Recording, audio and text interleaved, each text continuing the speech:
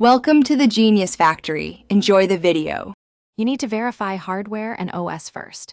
Check that your CPU supports Intel VTX or AMD V and that Windows Edition includes Hyper-V.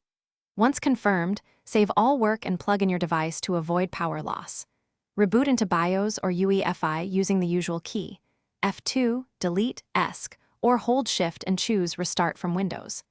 Once in firmware settings, navigate directly to the CPU or security section. We'll enable virtualization and prepare to toggle Hyper-V in the OS next.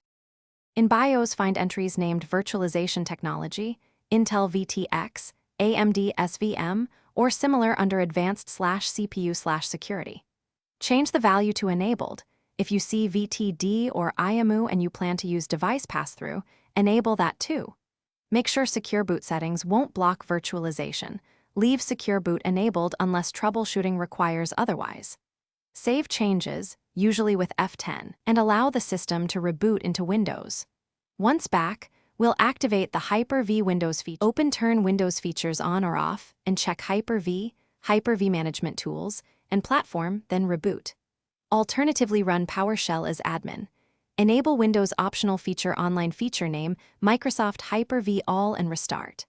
After boot, verify Hyper-V Manager or Hypervisor is present.